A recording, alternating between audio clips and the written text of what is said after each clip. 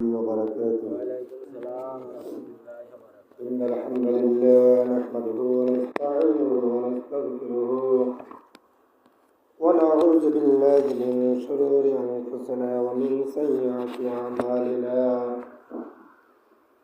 من يهده الله فلا مضل له ومن يضلل فلا هادي له. وأشهد أن لا إله إلا الله وأشهد أن محمدا عبده ورسوله. أعوذ بالله من الشيطان الرجيم. بسم الله الرحمن الرحيم. وأذن في الناس بالحج يأتوك رجالا وعلى كل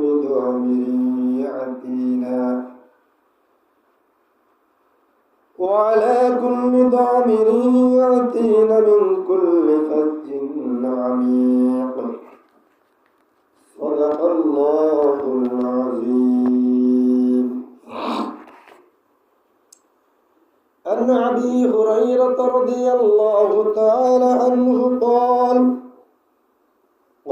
قال رسول الله صلى الله عليه وسلم فقال يا أيها الناس قد فرض الله عليكم الحج فحجوا. رواه المنتقي. يا أيها الذين آمنوا صلوا عليه وسلموا تسليما. اللهم صل على سيدنا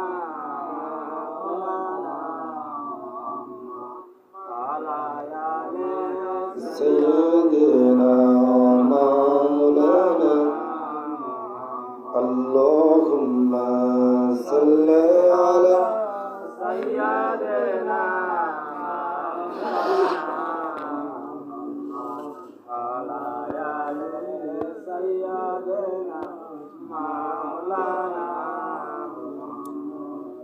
رسول আমার ভালোবাসা, রসুল আমার আলো আশা, রসুল আমার প্রেম বিরহের মূল আলোচনা।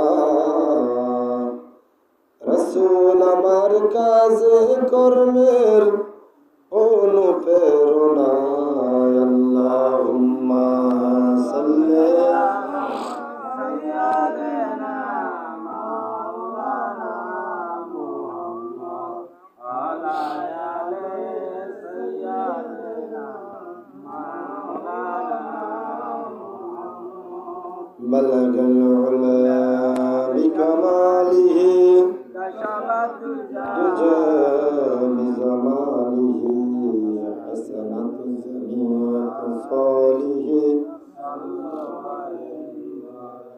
আলহামদুলিল্লাহ, শুকর আদায় করে মহান রব্বুল আলামিনের যে মহান মালিক, পবিত্র শাওয়াল মাস এর ৭ম রজনীতে প্রথম জুমার দিনে আজানের সাথে সাথে আমাদেরকে তার পবিত্র ঘরে আসার জন্য তৌফিক দান করেছেন, শারীরিক মানে সুস্থ রেখেছেন, নেক হায়াত দান করেছেন। সেজন্য আমরা সকলেই অন্তরস্থল থেকে কালিমাতুশ শুকর বলে আলহামদুলিল্লাহ। আলহামদুলিল্লাহ। পাশাপাশি আমাদের কলিজার টুকরা নবীকুলের সম্রাট নবী মুহাম্মদ রাসূলুল্লাহ সাল্লাল্লাহু আলাইহি ওয়াসাল্লাম। ঈদ চলে গেল। ঈদ একটি আনন্দ মুহূর্ত। মানুষ দেশ বিদেশ থেকে, বাংলাদেশের অন্য ডিস্ট্রিক্টের বিভাগ থেকে আসে ঈদ করার জন্য। কিন্তু এমন একটা ঈদও আমরা দেখি নাই যে ঈদে দুর্ঘটনা না হয়ে মানুষ মারা যায় নাই। কে দেখছি নাকি? প্রত্যেক ঈদে কোনোভাবে কোনো কারণে এই ঈদেও প্রায় 200-র উপরে মানুষ দুনিয়া থেকে বিদায় নিয়ে গেছে। আমরা দোয়া করি মহান রব যেন তাদেরকে জীবনের সব গুণাগুলি মাফ করে তাকে যেন জান্নাতের মেহমান হিসেবে কবুল করেন। আমরা যেটা দেখলাম রাজবাড়ি দৌলতিয়ার যে বাসটি যখন উঠতে গেল,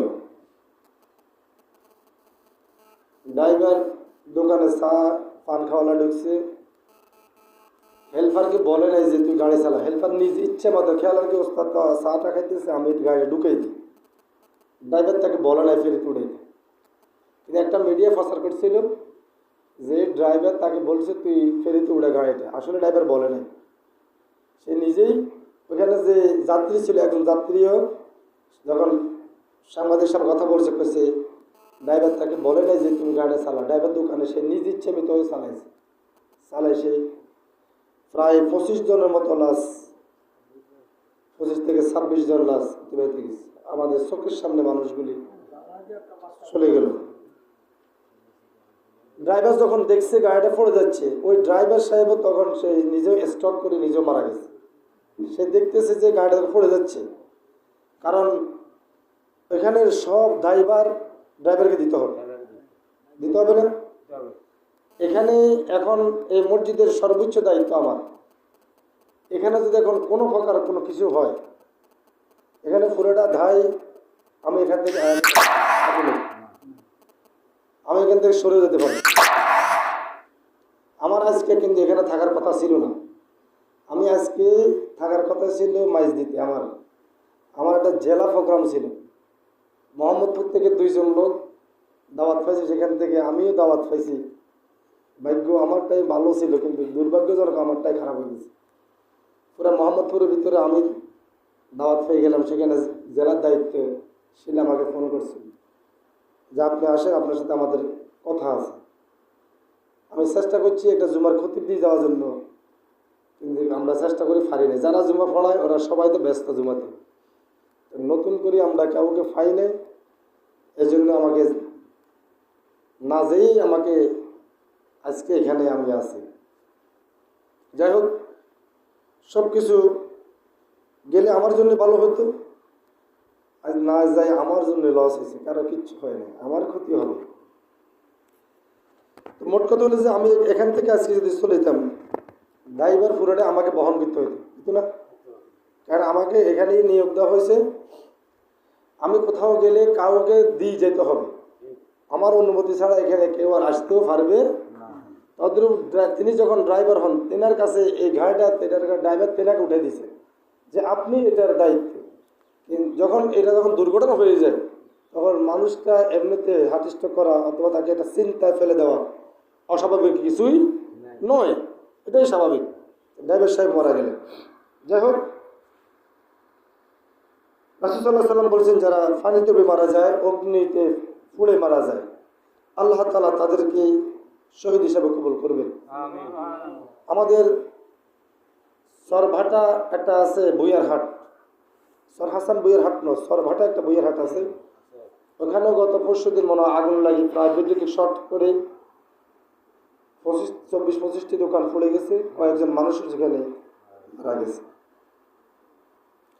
তো মূলত এই যে কয়েকটি কারণ আপনি দেখেন, সারা পৃথিবীতে দেখবেন হয়তো শূন্য সৌদি আরবে বছরে হয়তো 1 বা 2 একজন মারা গেছে, কিন্তু আমাদের বাংলাদেশে প্রত্যেক দিনই তো মারা যাচ্ছে। তাহলে প্রত্যেক দিনই কম শুনি, এতে ডিটেল বেশি শুনি। প্রতিদিনই বাংলাদেশে মারা যাচ্ছে। এর কয়েকটি কারণ। 1 নম্বর হলো ফিটনেসবিহীন গাড়ি চলে। কি চলে? আমাদের সাথে কথাও আছে, পর্দা ছাড়া নারী, লবণ ছাড়া তরকারি, আর ব্রেক ছাড়া গাড়ি বিপজ্জনক। কি জনক? আমি যতই ফলাও কর্মা যাই করবেন, যখন লবণ দিবেন না, খাইতে মনে করবেন না, কেউ খাইবে না। আর মহিলা সে যাই হোক, যতই সৌন্দর্য বেপর্দায় চলবে, তখন আর তার দাম আর থাকে না। আপনি যদি ফাটলে কলারে সিলি বাজার হলে যান, দেখছি প্যাকিং মনে না, এটার দাম কটে যায়, তাহলে তার উপরে আবরণ থাকলে, যখন তার উপরে চামড়া থাকে, পর্দা থাকে, তখন তার জোড়া 10 টাকা 12 টাকা 15 টাকা বিক্রি হয়, তার দাম আছে।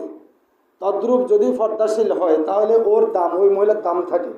আর যখন পর্দাশীল হয় না তার দাম 2 টাকা, মানে ইসলামে 2 টাকা না, দেশে দেখতে পারে আর কি, ব্যাগের বাবি হয়ে যায় আর কি, এতে কোনো সমস্যা নেই। কিন্তু ইসলামে এবং সামাজিকতাও তার দাম থাকে না। যাই হোক, এই ফিটনেসবিহীন গাড়ি চলার কারণে এতে মালিক পক্ষের দায় 80%, ড্রাইভার পক্ষের দায় 20%। খেয়াল টিভিতে মারিয়া গ্যারেজে গাড়ি ঢুকামু, মালিকে খেয়াল পাইছে যে আর 2 দিন চালা, সমস্যা নেই, হরে মাল লাগামু। এই হলো 2 ধরনের সমস্যা। আর হলো রাস্তার সমস্যা। আমাদের এই বেলাগঞ্জ মসজিদের পক্ষ থেকে কোনো মহিলা যদি অসুস্থ হয় তাকে ডেলিভারি মামলা যদি নেওয়া হয়, সোনাপুর যাওয়ার আগে মহিলা মারা যাবে কি যাবে না, নাকি বাড়াই বলছি? সুস্থ মানুষ আমরা অসুস্থ হয়ে যাই, বসলে মাজা কোমর ব্যথা হয়ে যায়। আর অসুস্থ তখন একজন মহিলার কি যে অবস্থা হবে সেটা ও ছাড়া, ওর আল্লাহ ছাড়া কেউ বুঝবে না এই দুঃখটা। বাজেট সবসময় হচ্ছে, কিন্তু সব টাকা উধাও হয়ে যাচ্ছে। 10 টাকা 100 টাকা বাজার রাস্তা দিলে, বাজেট হলে 10 টাকায় রাস্তা লাগে, 90 টাকায় সিস্টেমে খাইয়ে না।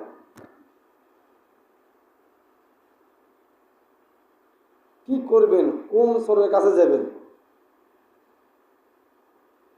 ওই শেখ মুজিব একটি দুঃখের কথা বলছে, ওনাকে একজন লোকে পছন্দ করত, তো তিনি ধানমন্ডি, এখন তো এটা ফুরিয়ে গেছে নাই, ওইখানে 3 দোতলায় একজন লোকে চাষা মানুষ, তো 3 ফল ফ্রুট সবজি আর কি, টমেটোর একটা সব কিছু নিয়ে গেছে, নিয়ে এখানে অ্যাপ্লাই দিছে, আমি সারের জন্য আনছি। তো শেখ মুজিব দেখি পছন্দ হয়ে তাজা তাজা ফুলকপি টপি সবজি, শীতের গালের সবজি, উনি খুশি হয়ে 20 টাকা দিয়েছে। কয় টাকা? তখন আমাদের 20 টাকা, বাজারে বেচতে পারে না, 5 টাকা বেচতে, 10 টাকা বেচতে, উনি 20 টাকা খুশি হয়ে 20 টাকা দিয়েছে। ওই লোকের সাথে যে আমি দিছি, স্যারকে কিছু দিছি, এটা হয়তো কোনো সময় বিপদ হলে গেছে আমাকে একটা সম্মান করে অথবা হেল্প করে, আমাকে সহযোগিতা করে, এই জন্য টাকা তো বাজারে বিক্রি চলে যেত। উনি কিন্তু আমি টাকা দিছে 20 টাকা, ফি এসে নাই, নিয়ে দিছে 10 টাকা। কয় টাকা দিছে? 10 টাকা দিছে। আর কয় স্যার তোমাকে 10 টাকা দিছে, খুশি হয়ে গেছে, তুমি চলে যাবে। ট্রেন দিতে বাজারে বেচতাম, আমি স্যারকে ভালোবাসি হিসাবে দিছি। এক দপদপায় উঠে গেলে দোতলা যায়, শেখ মুজিব সাহেব পত্রিকা উঠতেছে আর 10 টাকা দিয়ে, স্যার আপনাকে কেন টাকা দিলাম না, অপমান করে, আমি আপনাকে ভালোবাসি হিসাবে দিছি, আপনি কেন আমাকে টাকাতে অপমান করলেন? শেখ মুজিব সাহেব জানি কিরে 10 টাকার নোট না, কয় কিরে এটা কে দিছে তোমার? আমরা যার থেকে দিয়েছেন হে দিছে। তিনি আঙ্গুল কামড়ে বললেন, আহের দেশ, যার জন্য এত সংগ্রাম, এত ত্যাগ ঘোষণা, দোতলা থেকে নামলে নিচতলাতে 20 টাকার নোট 10 টাকা হয়ে যায়, তাহলে আমি কি ফাইলাম এই দেশে? তোলা হাঁটাছি 20 টাকায় 10 টাকা মারা দিছি। তাহলে আমরা কার কাছে বসবাস করতেছি? কোন দেশে আছি আমরা? সব চোরের কারখানা, ডাইনোসর, বামচোর, সামনে চোর, পিছনে চোর, সব চোর। আর আজকে আমরা দেখি সেই চোরের সর্দারগুলি এখন জামিন পাইয়ে যায়। হাসানুল হক ইনু টিভির পর্দা খুললে জামাত বেমের গালে দিত কি দিত না? রাশেদ খান মেনন, এরা তো নাস্তিক, এমনিতে নাস্তিক, বামপন্থী দলের। এরপরে প্রধান বিচারপতি শামসুদ্দিন মানিক, সে বলতেছে আমি নিজে সাইদি মুজাহিদকে ফাঁসি দিছি, এরা অন্যায় করেন, আমি ফাঁসি দিয়ে দিছি, আমি খুশি এতে, টকশোতে বলছে। আজকে সেও জামিন পাইয়ে যায়। কি বুঝলেন আপনি? আসলে কাফেররা এক অপর বন্ধু, এক কাফের আর কাফের বন্ধু, এক অপরের সহযোগী, এটাই তার উদাহরণ। নতুবা এদের মতো নিকৃষ্ট লোকেরা জামিন পায় কিভাবে? এক কাফের চরিত্র আর কাফের চরিত্র একই। এক চোরের ব্যবসা বাণিজ্য কৌশল আর চোর ব্যবসার কৌশল একই, ছোট থেকে মিলিয়ে যায়। আর খারাপ লোক দেখবেন সকাল জড়কা বিকেল এগুলো আবার মিলিয়ে যেতে হবে। আমি অনেক দেখছি এত জড়কা করে, ওরা আবার 2 দিন ওরা গেলে আবার দেখাবে। আমি হতাশ হয়ে যাই, দেখে অবাক হয়ে যায় কীভাবে এরা মিলতেছে। এই খারাপ লোকগুলি ব্যাগের আদর্শ একই, এই যে জড়কা করে আবার কেমনি মিলে যায়। এদের চোখ কীভাবে দেয়, কীভাবে আবার সমাজে উঠে চোখ দেখায়, এটা খুবই অকল্পনীয় জিনিস। আজকে এরা যাবেন মানে আমাদের 24শে জুলাই অপমানিত করা, এই দেশের 18 কোটি মানুষের সাথে বেঈমানে গাদ্দারি করা, এদেশের মানুষের সাথে গাদ্দারি করে কেউ টিকতে পারে না এবং সামনে কেউ টিকার কোনো সম্ভাবনাও নাই। যাই হোক, আমরা আমাদের প্রচলিত কয়েকটি কথা বললাম। আমাদের মূলত আজকের হজের গুরুত্ব বিষয়ে আলোচনা। আল্লাহ বলছেন, সে সুবাদে আমরা কোরআনে 22তম সূরা 27তম আয়াত তেলাওয়াত করেছি। মুনতাকি আবু হুরায়রা বর্ণিত রাসূলের একটি হাদিস আমরা তেলাওয়াত করেছি। আল্লাহ তা বলছেন, এবং লোকদেরকে হজের জন্য সাধারণ হুকুম দিয়ে দাও। হে রাসূল, হজের জন্য সকলকে আপনি সাধারণভাবে হুকুম দিয়ে দাও, যারা প্রত্যেকে দূরদূরান্ত থেকে পায়ে হেঁটে বা ওটের ফিটে করে চলে আসতে পারে। তখনকার ওটে করে যাইতো, এখনকার প্লেনে করে যায়, বাহন। তাহলে আল্লাহ তাআলা এটা আদেশ হজ করার জন্য হুকুম দিছে কে? কথা বলা, কারা দিছে হুকুম?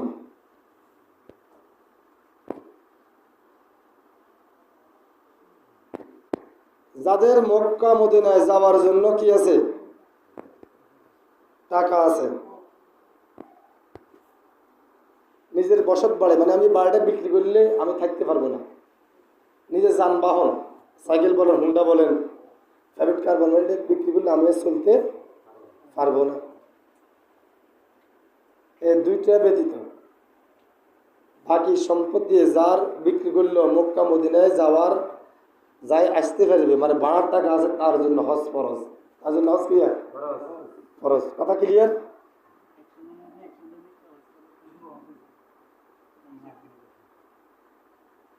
হজ ফরজ করছে কি? নামাজ ফরজ করছে কি? যদি যে নামাজ পড়লেন প্রতিদিন 100 টাকা দেবেন, দৈনিক 500 টাকা ফিস দিতে মসজিদ নামাজ পড়বেন, কয়জন হয়তেন এখানে নামাজ পড়বেন? হয়তো নেই, একবার জামাই হয়তো না, কিন্তু থাক হেমনে লাগে দরিয়ে ধরুন না। 2 নম্বর হাদিস কিন্তু আজান দিতে গেলে এবার আর 100 জরিমানা, মোট 200 করে 1000 টাকা দৈনিক, মাস 30,000 টাকা। আজান দিয়ে বাজ পড়িয়ে এলাম, মসজিদে আর যেতাম না। এখনও এখান থেকে হাঁটিয়ে এসে তো টাকা লাগে না, এই জন্য তাই তাড়াতাড়ি তো মক্কা মধ্যে যেতে টিয়া লাগবে। এলা লাগবে বি আমওয়ালাকুম ওয়া আনফুসিকুম, তোমরা আগে মাল দাও। কি দাও? আগে টেকা দাও, তারপরে জান দাও। জান দিতে বুঝবে, মাল দিতে প্রস্তুত নয়, জীবন দিতে রাজি, কিন্তু টিয়া দিতে। এই জন্য আল্লাহ জানে তার বান্দার কৌশল কি হবে। চিন্তা করেন আল্লাহ তাআলা কিভাবে বলছেন, তার বান্দাগুলি কিভাবে কি করবে আল্লাহ তাআলা ভালো জানে। এই জন্য আল্লাহ বলছে আগে মাল দিয়ে দাও। আগে কি দাও? মাল দিতে মরে গেলে মালিক খাইব কি? আগে মাল দিয়ে দাও। এবারে কি করবে আল্লাহ তাআলা কোরআন আয়াতে বলে, ফায়াকতুলুনা ওয়া ইউকতালুন, আগে মারো হরফরে মরো। আগে কি করো? তাহলে মারা কথা বলা, মারি। তাহলে আগে মারতে হবে, হরফরে মরতে হবে। ফায়াকতুলুনা ওয়া ইউকতালুন, আগে মারো তারপর মরো। তুই তো মরে গেলে মারবে কারে? তুই তো ব্যাগ মরে গেলে তো মরল কি? ওরে মারলে কিভাবে? কাপড়ে তো মারতে হবে, কাপড় তো কাপড় তো রয়ে গেলে তো সমস্যা। আগে মারো।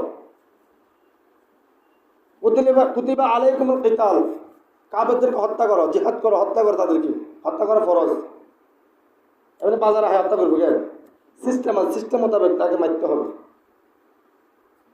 তাহলে এগুলি সব কিছু আল্লাহর বিধান, কিন্তু আমরা শুধু সব বিধান মানতে রাজি নয়। কোন বিধান মানতে রাজি? কয় নবীজি ভাত খাওয়ার পরে মিষ্টি খেতেন, আমরা মিষ্টি খেতে রাজি। নবীজি দুপুরের বেলা ভাত খাই ঘুমাইতেন, একটু রেস্ট করতেন, আমরা ঘুমাইতে রাজি। নবীজি রাত্রের বেলা ভাত খেয়ে একটু হাঁটাহাঁটি করতেন, আমরা তাও রাজি। এগুলি নবীর সুন্নত। নবী কদু খেত, কদু দিয়েছে মাঝে ভালো করে বাজি করে খায়। কিন্তু নবীজি আর একটা সুন্নত, আল্লাহর দিন প্রতিষ্ঠার জন্য জিহাদ করা, সেটা আর রাজি নাই। নবীজির জন্য ফরজ করে দিয়েছে আল্লাহ, আল্লাহর হুকুম তোমরা যাতে অর্থ তারা হজ করো, কিন্তু হজ করতে রাজি নেই। বাজারে বিনা কিনে, একটা মেয়ের বিনা কিনে, সিটিসি বাজার বিনা কিনে, গরু কিনে কিনে মাসের বাগাতে কিনে হজ করতে জানে, তাহলে না টিয়ে নেই। আচ্ছা 2 লক্ষ টাকা 3 লক্ষ টাকা কেউ কি ঘরে জমা করে রাখে নাকি? কোনো পাগলও তো রাখে না, রাখে নাকি? তো আগে তো টিয়ে নেই, কিন্তু জমিনে বেশি যাচ্ছে বেটা। জমিন 1 ঘন্টা বেশিলে তো সারে এদেশের নগে, আমাদের দেশের 1 ঘন্টা বেশিলে তো এখন মনে হয় কমপক্ষে 3 লাখ টাকা হবে, 3-4 লাখ টাকা। তো তো 3-4 লাখ টাকা হলে 1.5 ঘন্টা বেঁচে চলে যেতে হয়, হজ করতে হয়, কিন্তু জানা। কিন্তু জমিন কোরআন দিয়ে কে বেছে? শুধু কানাতে শুনি থাকা দোয়ানে শুধু ঠান্ডা মাথা কানাতে কে বেছে? আসতে যাই হেঁটে বানা দিয়ে না ভাই হয়তো মুখে তো বানা হিরি যা তো 1 লাখ বাড়াই দিন, কত বেশি কাউ 60 লাখ দিন, তুই 1 লাখ বানা হিরি যা। এই বুদ্ধি করতে রাজি, কিন্তু বলে যে আমরা আছি যারা আছে সমাজে সবাই যাদের টাকা আছে আমরা ব্যাগে হজ করতে যাবো, এটা তা আর রাজি নয়, কারণ টাকার মায়া বেশি করে। দেখ আল্লাহ তাআলা বলছেন তোমরা ইয়াসআলুনাকা আনিল আহিল্লা কুল ইয়া মাওয়াকিতু লিন-নাসি ওয়াল হজ্জ ওয়ালাইসাল বিররু বিআন তা'তুল বুয়ুতা মিন যুহুরিহা ওয়ালাকিন্নাল বিররা মান ইত্তাকা ওয়াতুল বুয়ুতা মিন আবওয়াবিহা ওয়াত্তাকুল্লাহা লাআল্লাকুম তুফলিহুন। লোকেরা চাঁদ ছোট বড় হয় কেন? নবী আপনাকে জিজ্ঞেস করে। নবী আপনাকে কি করে? চাঁদ ছোট বড় হয় কি হয় না? এদিকে বলে দাও এটা নির্ধারিত তারিখ এবং একটি হজের আলামত। তুমি বলে দাও যে একটি হজের আলামত, আর চাঁদ তার নিজস্ব গতিতে ছোট হবে বড় হবে, এটা এদের ভিতরে কোনো ফায়দা নাই, এটা আল্লাহর একটা হুকুম, আল্লাহর কি একটা কি। তাদেরকে কারো বলে দাও তোমাদের পিছন দিক থেকে গৃহে প্রবেশ করার মধ্যে কোনো নেকি নেই, আসলে নেকি রয়েছে আল্লাহর অসন্তুষ্টিতে থেকে বাঁচার মধ্যে। কাজে তোমরা দরজা পথ নিজেদের গৃহে প্রবেশ করো অথবা আল্লাহকে ভয় করে থাকো, হয়তো তোমরা মহা সাফল্য সক্ষম হবে। ওই যুগের একটা প্রচলন, কাফেরদের প্রচলন ছিল, আমাদের দেশেও এই প্রচলনটা আগে ছিল, এখনো কিছু আছে, কিছু কমছে।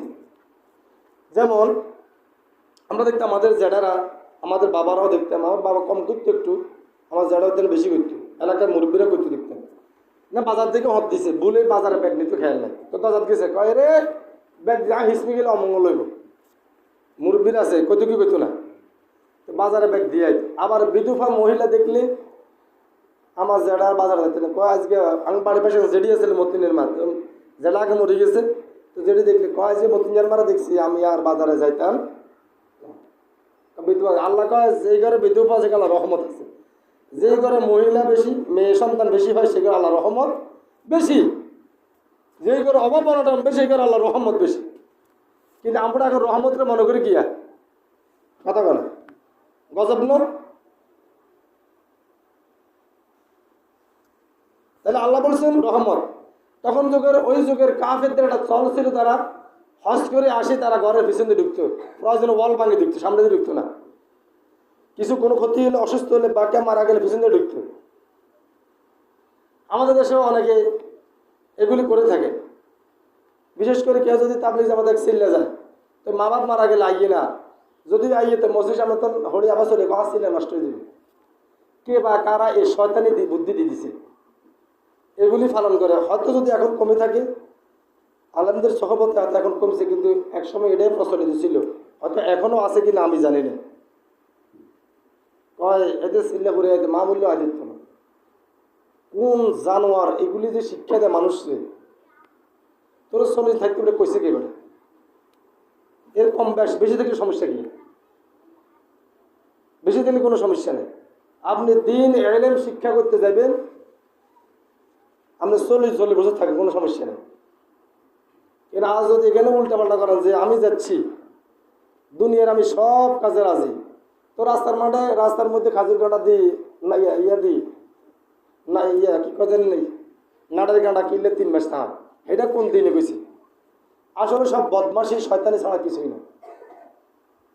রাস্তার তো মাটি কাটি নিয়ে নিজের ঘরে দিতে কোন ইসলাম শিখেছে? আমি আপনার বাড়ি থেকে যদি মাটি আনতে পারবো, মাপ চাবো কজন থেকে? কথা বলো, একজন থেকে। এই মসজিদের ফ্যামিলির লোক কয়জন? 90 ফ্যামিলি। কয় ফ্যামিলির মসজিদে? 90 ফ্যামিলি। এই মসজিদ থেকে আপনি যে কোনো একটা ফাতা নিতে হলেও এর 90 জনের অনুমতি নেই, ঠিক না বেটি? আর এই রাস্তার 1 মুঠ বালু, এখন তো আমাদের দেশে বেটিরে ভালো নেই, গল্প লোক হুজুর উপরে আগে বালু না গিলে রাস্তার বালু কও ঘুরে দিয়ে মারে দি ঘর তো তাড়াতাড়ি হয়ে যাবে, আগে দেখলে এটা তো নিষিদ্ধ। বালু অল্প কিছু হইতো না, বালু অল্প কিছু হইতো না। এই রাস্তার বালু, এই রাস্তার মালিক পৃথিবীর 800 কোটি মানুষ। কত কোটি? বলে আরো 18 কোটি, বাংলাদেশে 18 কোটি। এখন বলো যদি বিদেশি কোনো মেহমান আসে আমাদের দেশে, এই রাস্তাতে একজন আসা কি নিশ্চিত আসতে পারবে কি পারতো না? তাহলে এই দেশে পৃথিবীর যে কোনো লোক এই দেশে এই রাস্তা যাইতে পারবে। এই জন্য এই রাস্তার হক 18 কোটি মানুষের হক। এখন মাপ চাইবেন কজন? বালুজের নিচে কজন তো মাপ চাইবেন? ইমানের শাখা প্রশাখা কয়টি? কি বলে চিল্লা লাগাইছে বলো তো? কই কি বুধে চিল্লাইছে না? কাম তো কেন কিছু নেই, বুধে চিল্লাই আইছে। চিল্লাই লাভ হয়েছে কি? ইমানের শাখা প্রশাখা কয়টি হড়াইছে? ওর ঘুম দিলে কথা কয়টি হড়াইছে? ইমানের শাখা প্রশাখা কয়টি? আবু টাব্বুসুর 77টি। কয়টি? এর ভিতরে একটি হলো রাস্তা থেকে কষ্টদায়ক বস্তু ফেলে দেওয়া। কি করা? রাস্তা থেকে কষ্টদায়ক বস্তু ফেলে দেওয়া ইমানের দাবি, ইমানের শাখার একটি। রাস্তায় কষ্টদায়ক বস্তু রাখা মুনাফিক। মুনাফিক এবং মুশরিকের রাস্তায় কষ্ট বসতে থাকে। তাহলে আশেপাশে কাঁড়া গাছ, কাঁড়া গাছ, নাড়া গাছ লাগাই দিছি, কাজু গাছ লাগাই দিছি রাস্তার পাশে। কি বুঝলেন? এবার রাস্তার মধ্যে গরু বাঁধিতেছে। বাংলাদেশে আইনও নিষিদ্ধ, আমরা আইন পড়ি মানে না আর কি। আমি সংবিধানে অনেক কিছু পড়ছি। যদি গরু এবং ছাগল যদি মারা যায় জরিমানা গাড়িওয়ালাকে দিতে হয় এখন, কিন্তু আসলে গাড়িওয়ালা দিবে না। যদি মামলা করে উল্টা গাড়িওয়ালা জরিমানা দিবে, কেন সে রাস্তায় বাঁধছে। এখন তো আমাদের আইন কারো আইন কি জানি, রাস্তায় গরু ছাগল বাঁধা সম্পূর্ণ নিষেধ। এখন রাস্তার মধ্যে মুতুর লাইন চালু করে দিই। কয় ভাই মুতু কম, মুতুর মুত বেশি না, মুত অল্প। টিনের চালহানি রাস্তা চলে আসে, কবিরা করে সব কিছু নিয়ে রাস্তায় টিনে হানি চলে। টয়লেট দেয় রাস্তার পাশে, রাস্তার দুর্গন্ধ আরম জানা। এরকম নোংরা অযাচ্ছা লোক আছে না নাই? পৃথিবীর নিকৃষ্ট লোকেরা রাস্তায় মানুষ হাঁটতে পারে না, টয়লেটের বন্ধ নেই। এগুলো তো মানুষ বলতে, মানুষের কি বলবেন আপনি? আপনাকে এটা দ্বিতীয় এমন জায়গায় যেখান থেকে রাস্তার আশপাশ মানুষ যখন এখান থেকে দুর্গন্ধ থেকে বাঁচিয়ে থাকে, রাস্তার পাশে দিতে।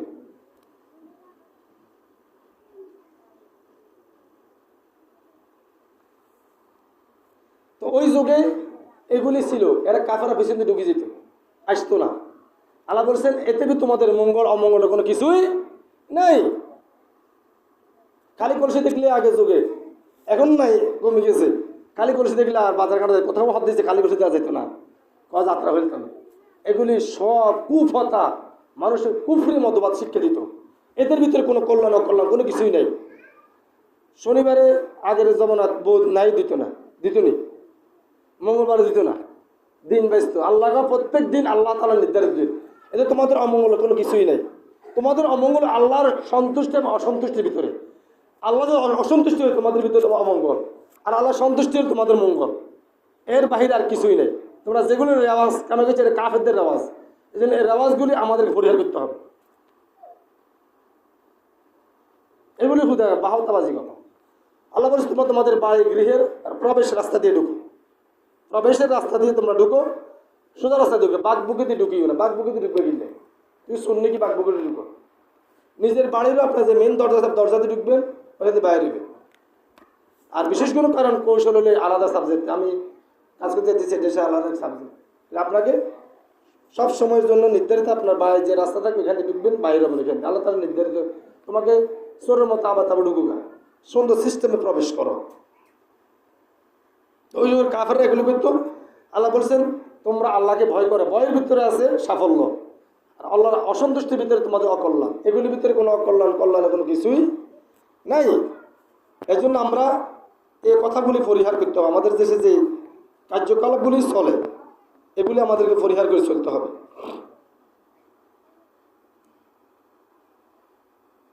আল্লাহ তাআলা বলেন সূরা বাকারা 196 নম্বর আয়াতে, ওয়াতিমুল হজ্জ ওয়াল উমরাতা লিল্লাহি ফাইন উহসিরতুম ফালা তাইসারা মিনাল হাদি।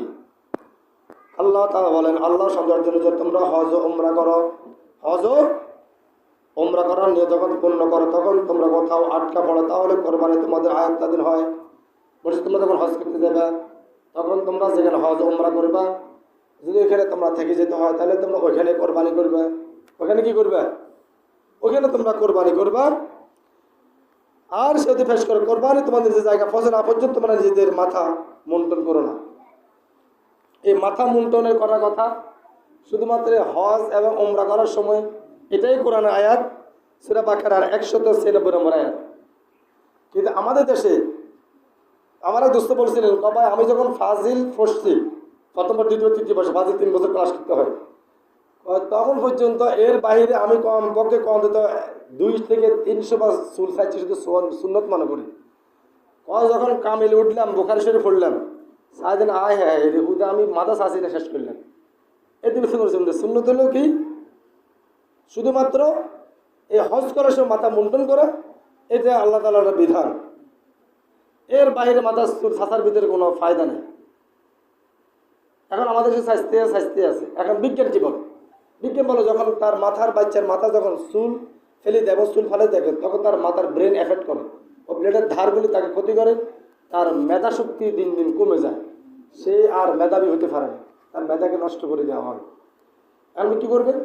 আমি চুল মেশিন দিয়ে মারি দিই, কম রাখেন, পুরাটা নাচাচ্ছি ছোটো করে দিই, শুধু হাল চুল যেটা 2-1 ফালানোর কথা বলে, মায়ের কথা যে চুল আসলে ফালাই, তার নাম রাখবে, 7 দিনের ভিতরে ফালাই দিতে হবে, শূন্য হিসেবে ওটা একটা শূন্য। এর বাইরে যে চুল ফালায়, আমাদেরকে দৌড়ে দৌড়িতে কতবার ফালাইতো, ব্যাগের হালাইতো, ব্যাগের চুল শাস্তি দিত না, বেলেটাকে না নিতে ঘুরে 14 আসলে, তখন তো একজন লোকালাইলে আর চুল একজন লোকালাই দিতে পারে, লোকালান যায় না, তখন পুরো গোষ্ঠীর ব্যাগ লোকালাইতে এক মাথা দিই, আর মাথা খুঁজে দিতে হয়, আবার হালাল নেই। দাম কম ছিল, মাল ভালো ছিল, এখন দাম বেশি, মাল খারাপ। আগের যুগের মানুষের লেখাপড়া কম ছিল, ইমান ছিল শক্ত। এখন আমার লেখাপড়া কম না বেশি? ইমান দুর্বল। আমরা ইমানের বেলায় গাফেল, কিন্তু লেখাপড়া পড়ায় সব যুগ করে এখনকার যুগ শ্রেষ্ঠ যুগ লেখাপড়া। এখন সামনে আরো কি আসতেছে, আল্লাহ ভালো, আল্লাহ ভালো যাবে। তাহলে তবে যে ব্যক্তি রোগগ্রস্ত হয়, কোনো কষ্ট বা সেই জন্য মাথা মুন্ডন না করে, তাহলে ফিদিয়া দিয়ে দেওয়া, ওর যারা সদকা কোরবানি করা উচিত। কিন্তু চুল না ফালা, অসুস্থতা করে ফালাইতে পারে না, তাহলে তুমি সদকা দিয়ে দাও, অথবা রোজা রাখি দাও ওটার জন্য। তাহলে এটা গুরুত্ব আছে, কি আছে? গুরুত্ব আছে। তারপর তোমরা নিরাপত্তা অর্জিত হও, তোমাদের হজের আগে মক্কা পৌঁছে যাও, তা তোমাদের জন্য যে ব্যক্তি হজের সময় আসা পর্যন্ত উমরার সুযোগ লাভ করে, সে যেন সামর্থ্য অনুযায়ী কোরবানি করে, এবং কোরবানির জোগাড় না হয় তাহলে হজের জামানায় 3টি রোজা ও 7টি রোজা রেখে ফিরে যায়। তাহলে যদি কেউ যদি হাতে টাকা নেয়, যে কোনো সমস্যা পড়ে গেছে, তখন তার জন্য বিধান সে 3টা তো 7টা রোজা রাখে দিবে, তার জন্য আর হজ কোরবানি জরুরি নয়। আল্লাহ এমন বিধানের বিরোধিতা করা থেকে দূরে থাকো, আল্লাহর বিধানের বিরোধিতা করিও না। আদেশ দিচ্ছে কে? কথা কয় না। এবং ভালোভাবে জেনে নাও কঠিন শাস্তির প্রধানকারী আল্লাহ তাআলা, তোমরা জানি রাখো, আল্লাহর বিধান অমান্যকারীরা কঠিন শাস্তির মুখোমুখি হবে। কি শাস্তি? কঠিন শাস্তির মুখোমুখি হবে, আল্লাহ তাআলা ঘোষণা দিয়ে দিয়েছেন। হজের মাসগুলি সবার জানা, যে ব্যক্তি নির্দিষ্ট মাসগুলিতে হজ করার নিয়ত করে, তার জেনে হজের সময় সে যেন যৌনসঙ্গম, দুষ্কর্ম ও ঝগড়া বিবাদ লিপ্ত না হয়ে আর যাকে সৎ কাজ করবে আল্লাহ তা জানেন। হজ কাফেলার সফলের জন্য পথের সঙ্গে যাওয়া সবচেয়ে ভালো পথে হচ্ছে তাকওয়া। কাজে যে বুদ্ধিমানেরা আমার নাফরমানি করা থেকে তোমরা বিরত থাকো। আল্লাহ কাছে বুদ্ধিমানেরা, জ্ঞানীরা, তোমরা আমার নাফরমানি করিও না। কি করিও না? টাকা দিছে কি? আমরা যখন জন্মগ্রহণ করছি তখন কলাক্টের মালিক ছিলাম, আসছিলাম নাকি? যে কোনো বাবা হোক, টাকা গিয়েছে, আমাদের টাকা হয়েছে, কিন্তু হজ করতে যেতে রাজি। এখনকার যুগে বলেন 500 লাখ টাকা নাই, এইসব লোক তো কমে আছে না? শতকরা মনে হয় 60% লোকের এখনকার যুগে 500 লাখ টাকার 6-7 লাখ টাকা আছে, গরু ছাগল মিলে, জায়গা জমি মিলে, আছে না নাই? 40% লোকের নাই, এদের এত টাকা এখনো হয় নাই। তাহলে শতকরা 60% লোকের হজ ফরজ হয়েছে। কি হয়েছে? কথা বলা কয় পার্সেন্ট লোকের? শতকরা 60% লোক হজ ফরজ হয়ে গেছে। আমাদের এই এলাকাতে একজনও নেই মনে হয়। 60% লোক হজ ফরজ হয়ে গেছে। 40% লোকের হজ ফরজ হয়ে গেছে। 60% লোকের হজ ফরজ হয়ে গেছে। আমাদের এই এলাকাতে একজনও নেই মনে হয়। 60% লোক হজ ফরজ হয়ে গেছে। একজনও হজ করেননি, আছে যাইতো না, কি আর যাইতো না, আমরা বাঁধ হেঁটে যাইতো না, কেউ থাক যেতেন না। টাকা দিছে আল্লাহ, আল্লাহর টাকা আল্লাহ রাস্তা ব্যয় করতে রাজি না। আল্লাহ ঠিক আছে দুজন দিত, এবার কে হাসপাতালে খাইবে, টিয়ে আইব, কে খাইব, হাসপাতালে খাইবে, ওই এসকর হাসপাতালে খাইবে, প্রয়োজনে এই টিয়া সিঙ্গাপুর হাসপাতালে খাইবে।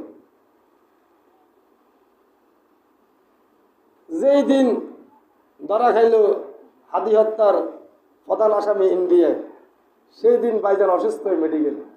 এখন ভাই সিঙ্গাপুরে আর কথা লড়ে ছড়ে না, খেয়াল যদি আর কথা কই দেয় আমি ধরা, কি বুঝলেন এবার? এই জন্য আল্লাহ বলছেন আল্লাহ নাফরমানের বিরুদ্ধে থাকো। আমরা হজ আল্লাহ তাআলা একটি হুকুম, এখন থেকে প্রস্তুতি নিতে হবে। এখন থেকে, এখন তো 2 মাস সময় বাকি আছে, এখন থেকে যাদের টাকা আছে এখন থেকে করিয়া নেবে, কারণ আগামী হজ সময় পর্যন্ত বাঁচি থাকবে কোনো গ্যারান্টি নাই। মানুষ, কত মানুষ দেখলাম আমরা এই জীবনে, আমাদের চোখের সামনে মরে যাচ্ছে। সারা পৃথিবীর খবর, প্রত্যেক 15 সেকেন্ডে, 7.5 সেকেন্ডে 15 জন মানুষ মারা যায়। কজন মানুষ? প্রত্যেক 7.5 সেকেন্ডে 15 জন মানুষ মারা যায়। তার মানে 1 সেকেন্ডে 2 জন মানুষ মারা যায়। ঘন্টায় পৃথিবী থেকে 120 জন মানুষ মারা যাইতেছে। সেই বিধায় যে তার ফরজে আমি আপনি 40, 50, 60, 70, 80 বছর বাঁচিয়ে আছি, শুকরিয়া তো দরকার আছে না? এই জন্য আমরা শুকরিয়া আদায় করবো কার? আল্লাহ তাআলা আমাদেরকে যে টাকা দিছে, যাদেরকে দিছে আর কি, যাদেরকে দেয় নাই তাদের জন্য আদেশ নয়। যার টাকা দিছে সে হজ করবে, যাটা সে কোরবানি করবে। কি করবে? এখন অনেকে কোরবানি করে না, আর হজ দিয়ে আমরা কে গরু গোস্ত খাই না, কোরবানি করে না, ছাগল গোস্ত আমরা কে খাই না, কোরবানি করে না। তার কথা নিজে খেয়ে ফেললে কি ব্যাগ মাসের খাবার দিন, আপনার সঙ্গে বহুত আছে, আমরা খান্নাতে কি ব্যাগ খাবার দিন করে না। এই কেন কথা টিয়া বাসা, এই টিয়া দিয়ে কী করবে, এই টিয়া কোথায় যাবে? যাদের আছে এদের জন্য এগুলি পড়া, যাদের নাই তারা খাবে। কারণ 3 ভাগ, কয় ভাগ? তার মানে মেসকিন যে 1 ভাগ খাবে, আত্মীয়স্বজন খাইবে, তার মানে সবাই কোরবানি করতে পারবে না। এখান থেকে বোঝা যায়, এখান থেকে কি যায় কথা কথা, এখানে বুঝে যায়। কারণ কোরবানি করছে তাহলে তো পাগল, যদি সবাই করতে পারতো তাহলে তো পাগল তো একটাই, তোমারটা তুমি খাবো, আমারটা আমি খাবো। 3 ভাগ কেন করলেন? তার মানে সবাই কোরবানি দিতে পারবে না। আল্লাহ বলছেন হজ করো যাদের টাকা আছে, ওই টাকা ওইখান থেকে যানবাহন খরচ মিটাইতে পারে, তার জন্য হজ ফরজ। তার মানে এই ফরজটাও সকলের জন্য কি নয়, ফরজ নয়। জিহাদ করো সবার জন্য ফরজ নয়। অসুস্থ লোক, বৃদ্ধ লোক, যার 80-90 হয়ে গেছে, তার আটকে আর নাকি যুদ্ধ করবে, এর জন্য কি জায়েজ নাকি? যুদ্ধ করবে কারা? যুবকেরা। কারা করবে? যুবকেরা করবে, তাদের জন্য ফরজ। বুড়ারা কথা দিবাতে শেয়ার করবে, চেষ্টা করবে, বুদ্ধি দিয়ে পরামর্শ দিবে। এই জন্য দেখেন আমাদের ইরানে এখন পরামর্শের অনেক লোক আছে, অস্ত্র আছে, সব কিছু আছে। এখন আমেরিকা ফালাচ্ছে, কি করতেছে? পালা যেতেছে। ইনশাল্লাহ মুসলমানদের বিজয় হবে। মোস্তাক আমিনী বলছেন না, ফিরতি মানুষ যুদ্ধ করেন, কিচ্ছু লাগবে না, অস্ত্র বহুত আছে। আমেরিকা আসাতে এখন ফলা যেতেছে। 6টা শর্ততে আমি গতকাল পড়ছি, 6টা শর্ত দিছে তারা, আর ও 15টা শর্ত দিচ্ছে, আমি ফলা যেতেছি। এখন গতকালকেও যে ইসরায়েলের, পুরো ইসরায়েলের তেল আবিব যে শহর, ওই শহরের নাম তেল আবিব, ওখানে লক্ষ লক্ষ কাক এখন আকাশে উঠতেছে, ডাকতেছে। এখন একজন এক একটা কথা বলে, কে বলতেছে হয়তো এটা একটি বিপদ সংকেত, অথবা কোনো হামলার বিপদ, মহাবিপদ আসতেছে। কেউ বলতেছে যে এটা আবাবিলের মতো কোনো নিদর্শন আসতেছে। মানে এক একজন এক একটা ধারণা করতেছে। লক্ষ লক্ষ সেখানে কালো কাকগুলি বাসতেছে। আল্লাহর গজবকে ভয় করো, হক পদ্ধতির সাথে থাকো, আল্লাহর গজবকে ভয় করে। কিন্তু গজের মাধ্যমে আমরা লাভ পেলাম। আমাদের দেশের তেলের দাম এখন কম না বেশি? এককারী যারা মিডিয়া খবর টবর দেখেন, আমাদের ইরানের যে হরমুজ প্রণালীর যে তেল আসে রাস্তা দিয়ে, আমাদের বাংলাদেশের জাহাজ আটকে সেখানে খবর আছে না। বাংলাদেশের রাষ্ট্রদূত, ইরানের যে রাষ্ট্রদূত, তিনি বলছেন বাংলাদেশ আমাদের বন্ধু রাষ্ট্র, মুসলিম রাষ্ট্র, ওনাদেরটা ছাড়ে দেন, ধরে এনে আমাদের 2 টাকা জরিমানা করে নেয়। এরপর আমাদের দেশের তেলের দাম কম না বেশি? একবারে এই যুদ্ধে আমাদের দেশের একটি পয়সার ক্ষতি হয় না, তারা ক্ষতি দেয় নাই। ইরান সাইডে ক্ষতি করতে দেয় না তারা, কিন্তু এরপর আমাদের দেশে কিছু জালেমেরা এই ইসলাম বিরোধী কিছু নামদার মুনাফিকের বাচ্চারা এরা আমাদের ক্ষতি করতে সিন্ডিকেট করি, তারা টাকা কামাইতেছে। করোনার সময় তারা মালের দাম বাড়াই দিয়ে জিনিস দাম বাড়াই, মানুষ মরে যাচ্ছে, এর ভিতরে তারা লাভ করতেছে। এত জানোয়ার জানোয়ার। এখন আমাদের দেশে কোনো ক্ষতি হয় না এই যুদ্ধে, তারপর তেলের দাম বাড়াই, আমাদের মানুষগুলো সিন্ডিকেট করে এখন সব কিছু দাম, কারণ তেলের সাথে সবার সাথে সম্পর্ক। তেলের দাম বাড়াই, গাড়ি ভাড়া বাড়াই গেছে, বাড়ছে না? গ্যাসের দাম বাড়ে গেছে, গাড়ি ভাড়া বাড়াই গেছে। গ্যাস তেল রাখি নাই, ঠিক করবেন আপনি, আমাদের কোনো ক্ষতি হয় নাই, তারপর আমাদের ক্ষতিগুলি কিনছে না আমাদের, ওদের বিচার আল্লাহ করুন। আর আর কি আমরা কি করতে আল্লাহ কাছে বিচার দিই, ও কাউয়াগুলি ওগুলো ঠোঁরা খায়, ওগুলো ধ্বংস করে দিই এই জালেমদেরকে।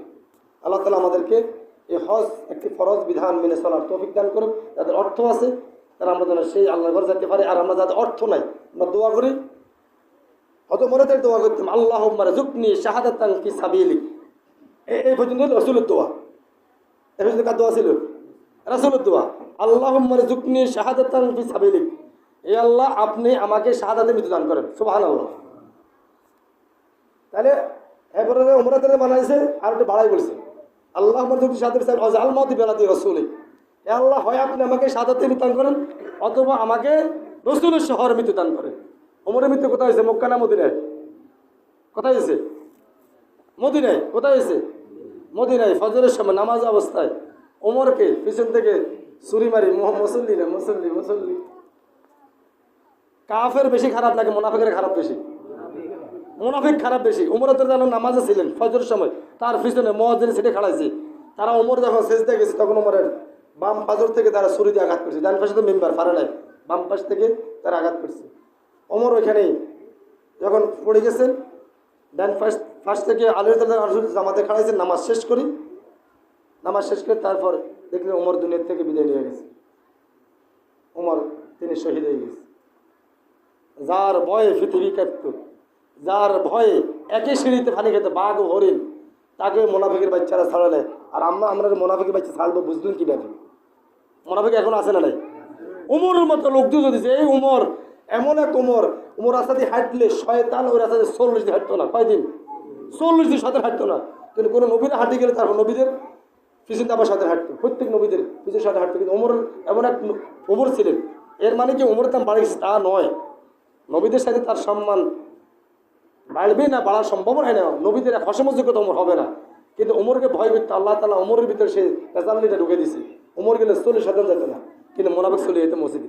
তাহলে শতান খারাপ না মোনাফিক খারাপ? কথা কয় না? এই মোনাফিকরা এখনো আমার আপনার বিরুদ্ধে ষড়যন্ত্র জাল তারা ফুটে ফেলবে। এটা নতুন কোনো কিছু। উমরের মতো লোকের মারিয়ে নিতে পারে, আমির আমনাকে ওসমানের লোকের মারিয়ে নিতে পারে, আলীকে তারা বিদায় করে দিতে পারে। দুনিয়াতে মোনাফিকেরা ষড়যন্ত্র চলছে, চলবে, সামনের দিকে চলার সম্ভাবনাও আছে। আল্লাহ তাআলা আমাদের মোনাফিক ষড়যন্ত্রে ইবাদত করুক, যাতে অর্থ খরচ করার তৌফিক দান করুক। সুবহানাকাল্লাহু ওয়া বিহামদিকা আশহাদু আল্লা ইলাহা ইল্লা আনতা আস্তাগফিরুকা ওয়া আতুবু ইলাইক।